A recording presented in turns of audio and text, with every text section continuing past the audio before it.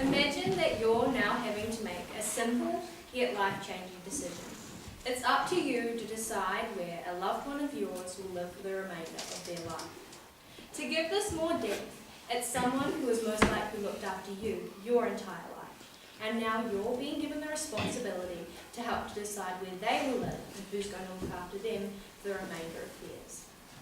Putting elderly loved ones into care is a choice that many families face, but can you be sure that they will receive the level of care and, as importantly, the attention and mental stimulus your elderly relative deserves in the place that you choose for them? It's a problem that has been around for a long time, and at long last is something that's now really being recognised and addressed publicly. Elder abuse and neglect is a global issue which affects elderly men and women, usually regardless of their religion, income level, culture, or background. It is an act or an absence of appropriate action. It can happen within any relationship where trust is expected. Each year, hundreds of thousands of seniors are neglected by family members and caretakers. Many victims are people who cannot care for themselves and depend on others to meet their most basic needs. Often the abuse experienced by an older person involves more than one form of abuse. In cases seen by Age Concerns Elder Abuse and Neglect Prevention Services over the last 3 years, 75% involved psychological abuse, over 50% involved financial abuse, 15 to 20% involved physical abuse, and 10 to 15% involved neglect. Though physical abuse may not be the most prevalent type of abuse, it is the one that is the most jarring to imagine. We believe that it is important to mention physical abuse because of the way the trust of caring for the elderly has been completely broken. Even though there may be physical signs of abuse occurring, it can be shut down and blamed on the victim. It takes a huge toll on not only the victim's physical state, but their mental stability as well. Due to the pain suffered both physically and psychologically, there is a 300% increase in the risk of dying within 3 years of an abuse incident. Elder abuse in the form of neglect is very common for those who are living at home, possibly alone, or are at a retirement village. In many cases, it's happening without being detected or realised, and it can take a serious mental strain on the elderly. The lack of communication with another human being for anyone is seriously detrimental. For the elderly, who in most cases are in a far more vulnerable state than us, this lack of communication with others can possibly have an even more horrible effect. The fact that some elderly will go days on end before communicating with another person is absolutely demoralising.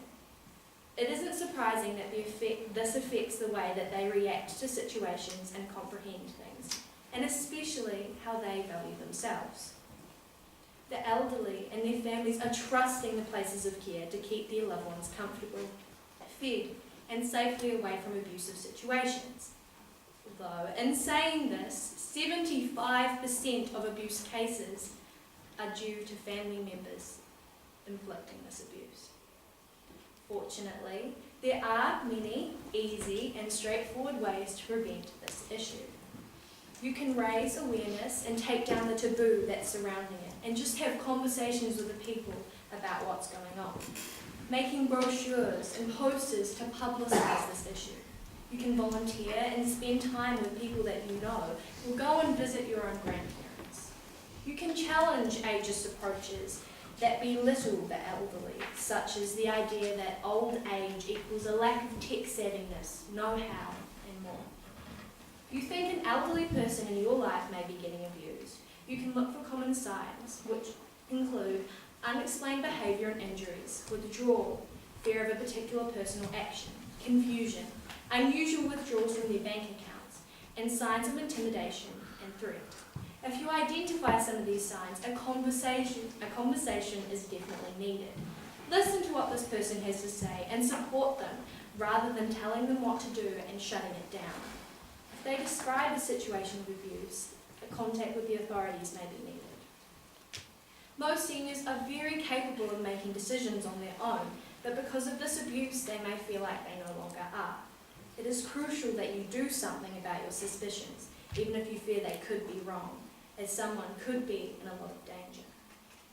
H Concern was our chosen organisation that deals with elder abuse once the evidence has surfaced. They're responsible for finding justice and helping the elderly rebuild their pride and self-worth. Not only this, but they put in steps to make sure that this victim isn't hurt again. However, there is only so much one organisation can do. For example, it's difficult to send out people to go and spend time with the elderly to help and prevent this neglect. This is why our group went and spent time with the elderly to alleviate some of this difficulty and stress, and to help tackle this issue ourselves. Whilst we spent time with them, we played music for them on our instruments, we played games, told and listened to stories, and most memorably, they sang for us. This time out of our day made a huge impact on their lives and hopefully removed some of the feeling of isolation that they could have had. It also made us very emotional and fulfilled as well. Elder abuse and neglect is such a large and complex issue that still needs to be addressed and prevented further. To save those who came before you, yourself, and those who will come after you, this is absolutely pivotal. When you have to make the choice as to how your loved one spends the last years of their life, make the right choice, the choice that's right for them.